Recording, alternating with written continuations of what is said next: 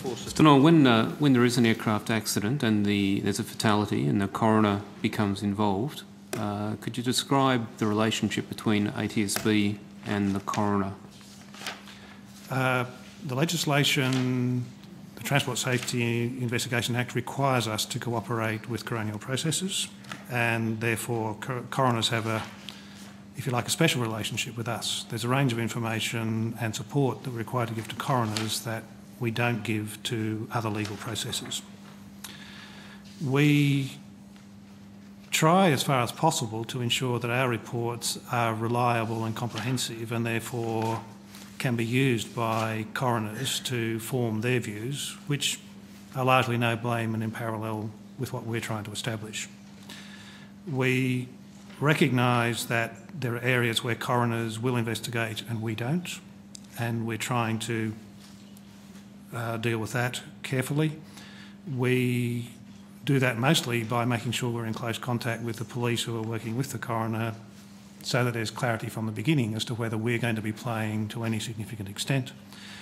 And we're always happy to explain our reports to coronial processes.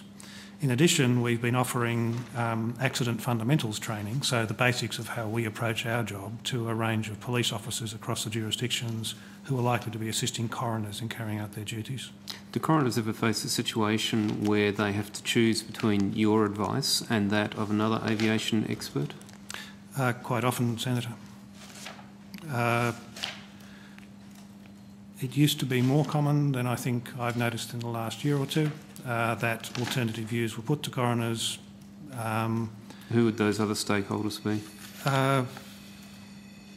Our experience has been that counsel assisting in trying to do a comprehensive job in support of a coroner sought other lines of information and brought it to bear in the process.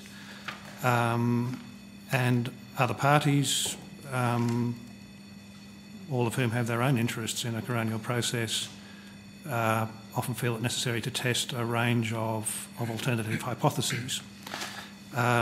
Sometimes the weight comes down to a different place than we placed it, and that's just part of the relationship. If there's a coronial finding that is inconsistent with what we found, or more information comes to light in the course of an inquest that's relevant to our investigation, we'll reopen the investigation and make sure that's properly weighed up in our processes. I notice CASA is often another player in the coronial inquests, and often you'll highlight something, the coroner will accept it, and basically tick off in his report on the basis that a new CASA or something is going to be implemented.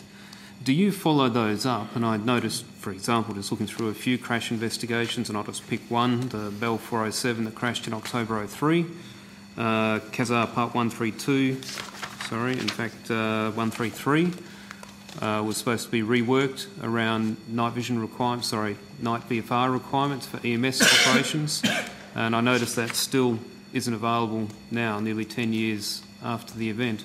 Does that cause you any concern that recommendations that were accepted by the coroner, put out as a way of preventing a future accident, still haven't actually eventuated? And how do you track those? How do we as a society make sure we prevent the accidents occurring again? We monitor the various coronial reports and findings that are relevant to our business, Senator. We don't have any role in ensuring that coronial findings or recommendations are carried out by whichever the relevant party may be, and I think that would be stepping beyond our brief. Who should have that role then? I would see that as a role for the coronial services of the various states, Senator. But to add to that, because we're aware of the sorts of findings, and as you say, it's not that common that there's something that's significantly different or unexpected for us, but when there is, we will have regard to that obviously in our future investigation activities, and recognise there may already be a finding out there that's relevant to one of our future investigations. Would it be appropriate to have sunset clause is not quite the right word, but a due date, that if an action is recommended and accepted by a regulatory body, in this case CASA, that the coroner should actually be putting a date on that CASA must implement by a certain date or report back, whether it's to the Minister or to the court or to the coroner, why that action hasn't actually occurred? I think I would limit myself to the comment, Senator, that that's the way we try and do it. We've got a requirement that in 90 days, if we've made a recommendation, there's a response to it, and we will track our recommendation until we're satisfied it's complete or until we have concluded that there is no likelihood that the action is going to be taken. So, Mr Murdoch, as Secretary of the relevant department, how would you propose to engage with the coroners to make sure that we, as a nation, close this loop to make our air environment safer? Well, I think, as Mr Dolan's indicated, the relationship with coroners is on much better footing than it has been ever before. I think the work of the ATSB has led that. I think it becomes then addressing the relationship between the safety regulators and the security regulators as necessary with the coroners. I think it's probably one I'd take on notice, Senator, and give a bit of thought to, if you don't mind.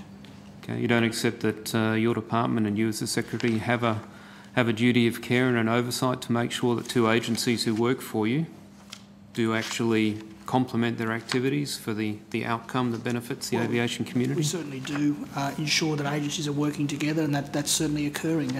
You've asked for the more detailed question about coroners and relationships, the agencies. I'll have a bit of a think about that, if that's okay. Thank you. Thanks, Fawcett.